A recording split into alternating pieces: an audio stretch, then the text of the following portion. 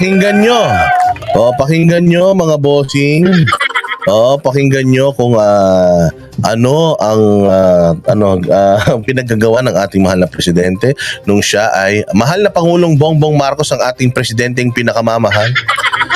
Ayan, anuhin po ninyo, tingnan po ninyo yung mga nagawa niya nung siya ay nagpunta ng Singapore at Brunei. At tingnan nyo po kung mararamdaman nyo na sa mga susunod na araw yung kaginhawaan ng buhay galing po sa ating pinakamamahal, pinakamabuti at pinakamagaling na presidente ng Pilipinas, si Ferdinand Bongbong Marcos Jr. Palakpakan.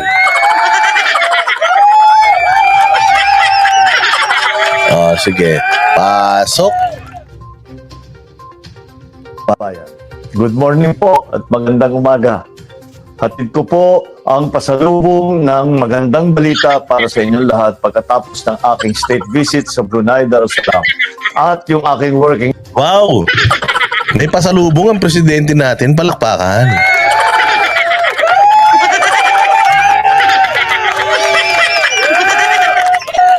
May pasalubong. Ihanda nyo na sarili nyo sa mga pasalubong niya, ha? Kunin nyo ng maigi yung mga pasalubong niya. Ito daw dala-dala niya mula Brunei at Singapore. Ilabas nyo na yung inyong mga plastic. Yung pasalubong daw mamimigay na. Ito na. Visit sa Singapore. It is my inaugural state visit to Brunei Darussalam, an ASEAN neighbor.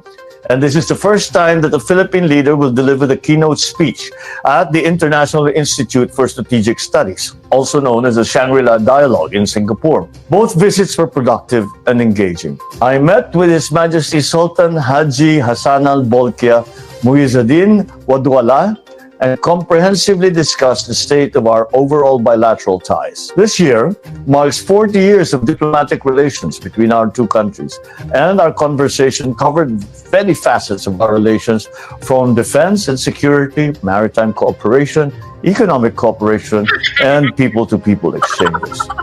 We aspired for stronger Wait lang Hindi ko na narinig to Hindi ko na narinig itong sinasabi ni Bong, may presidente, pinakamagaling natin presidente.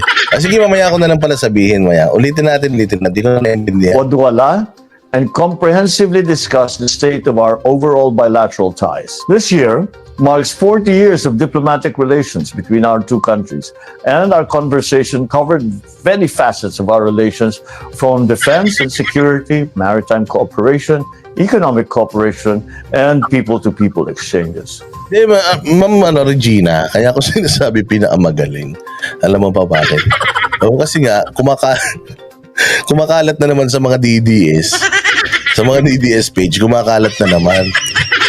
Na, tinan mo yung mga banateros, ang tawag nila kay Bongbong Marcos, mahal naming presidente. Siguro talagang nagbabago na ang ihip ng hangin talaga itong mga Banateros brothers na to. Siguro talagang nag-shift na to pro-administration. Ayan tinan mo, sabi nila mahal na presidente.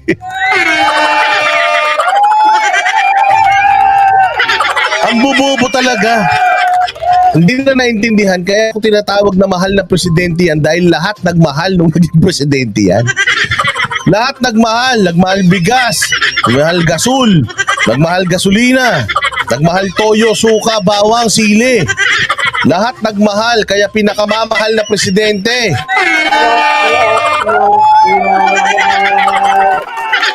Mga walang hiya kayo, mga bobo kayong mga DDS na mga bobo.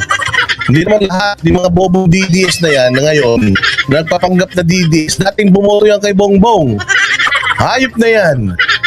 Kailangan pa ipaliwanag sa kanila, ganun sila katanga. Ako pag may ganyang nanonood sa akin, tanga, hindi ko na yan, ibablock ko na kagad dito yan.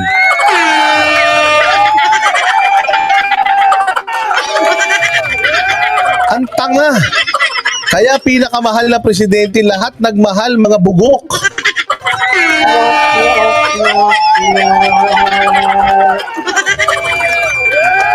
Mantakin. Hindi na daw kami DDS. Abangan nyo sa Lunes. Abangan nyo sa Lunes,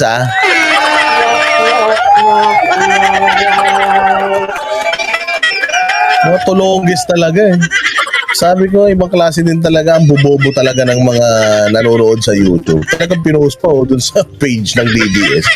Itong mga banateros na to, tinatawag na nila si BBM na mahal nating presidente. Putang ina nyo, kayo nga binoto nyo yan, kami hindi mga tanga kayo.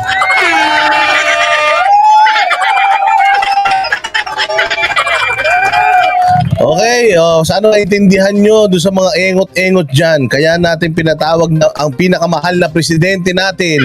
Ang mahal na presidente dahil lahat nagmahal. Ay, Diyos mio. Kailangan pa bang ipaliwanag yan, ganyan na kayo kabubobo, sobrang galit nyo. Yung utak nyo kinakain na ng galit. Puta, pag may narinig kayong di maganda. Kaya na nakakagat kayo para kayong mga aso. Ayun lang. Yun lang, pinaliwanag ko lang, Ma'am Regina Constantino, bakit din nag-post ako noong nakarahan na, kamusta na pinakamamahal namin presidente? Kainan yan, abnormal din tong mga follower ni Joey, parang mga buang eh. We aspired for stronger bilateral cooperation to work together to ensure that peace and security reigns in the ASEAN region. The visit was a success as we signed 3 memoranda of understanding, 1 letter of intent. The 3 MOUs signed during the visit on tourism cooperation, on international convention and the standards of training and certification and watchkeeping for seafarers, and on maritime cooperation. The MOU on tourism cooperation will provide our respective tourism agencies a definite roadmap to ensure a sustainable and continuous stream of tourists who will be attracted to visit and to explore each other's countries. Nabibisit dito, sir? Paano bibisita dito? Brownout sa airport. Brownout sa airport eh. Hindi na bibisita dito yung mga yan. Through the MOU on STCW, our overseas Filipino seafarers who were issued Philippine national certificates are now recognized in Brunei. Finally, the signing of the MOU on maritime cooperation provides Brunei and the Philippines a good foundation for maritime activities to be undertaken jointly. Our respective agencies have also signed a letter of intent on agricultural cooperation, which will serve as a precursor for further cooperation ensuring food security between our two countries. In addition to these successes on the bilateral front, we also further assure Brunei that it can count on the Philippines' support in regional affairs as we stated our clear position for Brunei to establish the ASEAN Center for Climate Change. While in Brunei, our key government players and business sector engage in productive dialogue with their counterparts. The Philippine Business Forum highlighted agribusiness, renewable energy. Ano, may naintindihan kayo? Ha? Ang galing magbasa, di ba? Makinig kayo. Alam nyo kayo, hanap. Yan ang sinasabi ko sa inyo eh. Hanap kayo ng ginawa ng presidente. Hanap kayo ng hanap. Pagka nagpapakita sa inyo ng ginawa ng presidente, hindi naman kayo nakikinig. Ha? Nandiyan dyan pa naman si MJ Mundihar. MJ Mundihar, how are you? How are you, MJ Mundihar?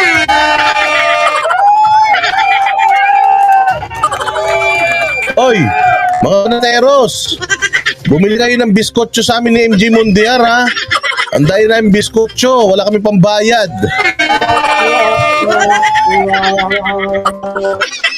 Masarap yan yung biskotso ng Sunshine. O yung Sunshine biskotso, ang sarap niya pag nilagay, isinausaw mo sa kape yan. Yung kape mo, kahit 3-in-1 lang, lalasang Starbucks. O, kaya bumili kayo niyan sa amin ni, ni MJ Mundiar, ha?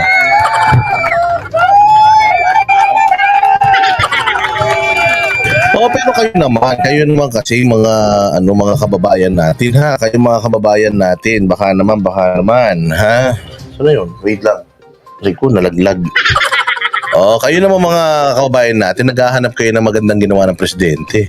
Anong ginawa ng presidente? Ayan na, pinapakita ko na sa inyo, nagagalit pa rin kayo. Hindi ko na alam kung saan ako lulugar sa inyo, ha? Ano ba talaga? Mapakinggan nyo. Intindihin nyo lang kasi English. Mga taga-Amerika naman kayo, ba't hindi nyo maintindihan to? Halal development and opportunities in the Bimpiaga and BARM. The forum attended by 200 representatives from diverse Bruneian business sectors, explored collaborative opportunities and showcased the Philippines' potential as a significant player in the BIMP-Iaga region. The established linkages between the Philippines and Brunei business sectors are expected to yield significant commercial benefits, including increased trade and investment opportunities, enhanced market access for goods and services, and the sharing of technological innovations and best practices. The meeting with the energy sector was attended by executives from oil and gas companies such as Brunei Shell Petroleum Company, Sendiran Berhad, Brunei LNG Sendiran Berhad, Total Energies in Brunei, Serikandi Oilfield Services Sendiran Berhad, and the Amin Group of Companies. Through this engagement, we learned that Brunei is actively exploring renewable energy sectors opportunities by establishing interconnections with neighboring countries. I share that likewise, the Philippines is also attempting to increase the share of renewable energy on top of the current oil and gas energy mix with the help of existing legislation such as the Wait lang, papasok na daw yung ano. Papasok na daw yung interviewer galing Australia.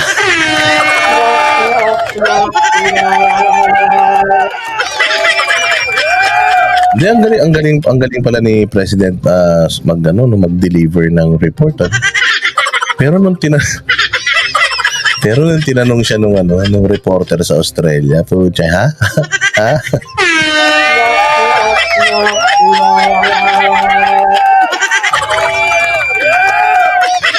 Huwag na kayo masyadong magaling itong presidente natin para kayo ang daming pala mga nangyari sa energy, sa tourism.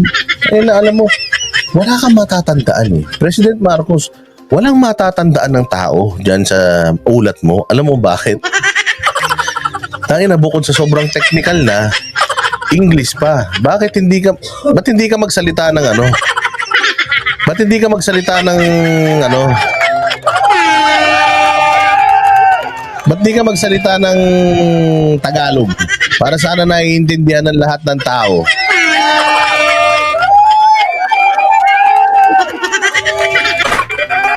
Napakahirap sa totoo lang. Napakahirap intindihin ng mga sinasabi mo gawa ng it's all in English. May sakit pa naman yung Pilipino na kapag ka-English hindi na nakikinig. Oo, sana Tagalog mo, nag-effort ka na lang nag-effort ka rin magpunta sa ibang bansa, English na yung usapan nyo noon. Mano na naman, pupunta ka sa Pilipinas, Tagalog dito, sana naman lang, tinagalog mo. At nang maintindihan naman namin what to look forward to, what to expect. Wala nga English. Si Mike Abby magagalit sa iyo niyan. Nagtataka nga ako kay Mike Abby kung paano tumagal sa kampo ninyo tanga yun. Tapos nag-i-English kayo. Bobo ba naman sa English yun?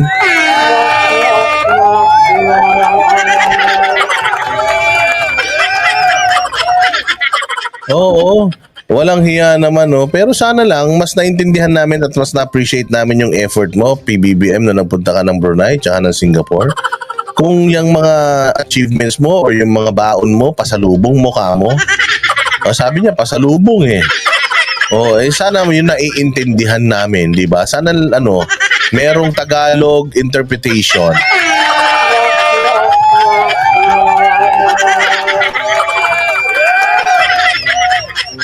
Ano ba yung hindi karamihan talaga sa Pilipinas ni Gina Constantino preferred mag-Tagalog? Yes. Karamihan talaga dito Tagalog, kaya tayo sa Pilipinas kasi Tagalog hindi ba? Importante yun ang first language natin, Tagalog. Ang second language natin, kung ano man yung dialect natin, and then third language natin na yung English. Kasi that's the universal language. Pero sana naman lang, dito sa Pilipinas at least, para mas maintindihan ng taong bayan. Kaya alam mo, kaya Bongbong, akala ng tao wala kang ginagawang matino. Akala ng tao, wala kang ginagawang maayos, wala kang ginagawang mabuti. Bakit? Kasi hindi nila naiintindihan Hindi ka na nga nagsasalita, pag nagsalita ka, hindi ka pa nila maintindihan. So akala nila, wala ka nang sinasabi. Marami ka namang na-achieve dito. Kaya lang, hindi ka lang maintindihan ng tao. Ako, marunong na ako mag-English. Ang dahil mo nang sinabi, ang naalala ko lang, tourism at saka yung energy sector Pero yung mga nangyari within tourism, within energy sector, wala na ako matandaan Bakit? Kasi nga, pinupuno nyo na lang ng English na impormasyon yung mga tao Oo, tapos ang problema, yung mga tao naman, wala naintindihan, so wala na, nabilib na lang. Oo. Renewable Act of 2008. We assure Bruneian businessmen that Philippine government is committed to encourage foreign investors and players in the renewable sector, and in the process continue to boost our country's trajectory in economic, sustainable, and inclusive growth. Mga kababayan, we will continue to work to realize our dream of being a high-income economy by 2040. While we are on the topic of jobs, I also met with the Filipino community in the Sultanate. Through the years they have spent here, they have proven to be an invaluable part of the economy of the Sultanate. During our engagement, I assured them of my administration's tireless endeavors and projects in ensuring their safety and well-being. Practice na to. Practice na to, malapit na SONA. Oo, ang SONA yata, kung hindi ako nagkakamali, June. This June, SONA na. O kaya practice na to sa kanyang SONA. O kaya kung makikita ninyo, ang ating mahal na presidente, ang pinakamamahal nating presidente, kung mapapansin niyo, panay na ang travel, panay ang ikot sa Pilipinas, panay ang bigay ng ayuda, dahil kailangan meron siyang may deliver sa kanyang second na SONA, ha? Kasi people will compare the first SONA and the second one. Ano yung mga ipinangako niya nung una, alin yung mga hindi natin nakuha, and then yung mga bago niya ipinangako ngayong pangalawa, at alin yung mga posible natin makuha. So, kailangan meron silang ulat patungkol dyan sa kung ano mga nagaganap sa bayan natin dito sa kanyang pangalawang SONA. Pangalawang SONA pa lang to, tama? So, practice na ito. Oo, practice na ito. Para na rin kayo nanood ng SONA. Kasi kung ano yung napapanood nyo dito, yan na rin yung SONA. Oo. Aming salamat po sa inyong lahat. Makakasiguro po kayo na ipapatupad ko ang aking pangako. Sana ganyan Tagalog. Thank you very much. May Tagalog naman pala. And in the near future, there will be abundant jobs in the country so that overseas employment will become a choice, not a necessity. Walang hiya. Akala ko magtatagalog na, nagpasalamat lang sa Tagalog. Yun lang ang naintindihan ng tao, PBBM. Ang pinakamamahal namin presidente, yun lang po ang naintindihan ng tao. Naintindihan lang po ng tao yung pagpapasalamat mo. Hindi, again, this is not against him, okay? Whatever it is that he's saying here doesn't make sense because hindi naman natin naiintindihan entirely. Okay? So sana nga kung tinagalog ito, may mas naintindihan natin at mas nabilib sana tayo sa pinakamamahal nating presidente. O yung problema, hindi naman natin mag-gets yung sinasabi niya, oo ka na lang. Necessity. In Singapore, I met with the leaders of the country, namely President Tharman Shanmugaratnam and newly appointed Prime Minister Lawrence Wong. The deep bonds of friendship between our countries are evident in all our conversations. The President has already graced our invitation for him to visit and is planning a visit to our country in August. And the Prime Minister, he says he will follow as quickly as he can. And this is very important, as most especially 2024 marks 55 years of diplomatic relations between the two countries. We committed to work hard in pursuing the signing of 3 near-completion MOUs by the time the Singaporean President visits Manila later this year. Most importantly, the visit also offered us an opportunity to tell the region and the world the Philippines' outlook on our vision for the region. I delivered the 2024 keynote address at the IISS Shangri-La Dialogue, where I expounded the realities and constraints that we now, as active players in the region, face. Mga kababayan, as a responsible member of the Walang hiya, yun lang, mga kababayan, yun lang Tagalog. Mga kababayan. Yun na yun. National community, I took the opportunity of the Shangri-La Dialogue to tell the representatives of at least 48 countries in front of me that the lines we draw on our waters are derived not from imagination, but from international law. Unlike others, we submitted our assertions to rigorous legal scrutiny by the world's leading jurists. Besides the keynote speech, the Shangri-La Dialogue also allowed us to meet with other countries who are interested in the Philippines' cause. I met with representatives from Lithuania and some of the members of the U.S. congressional delegation and discussed future ways to improve collaboration and cooperation between our countries.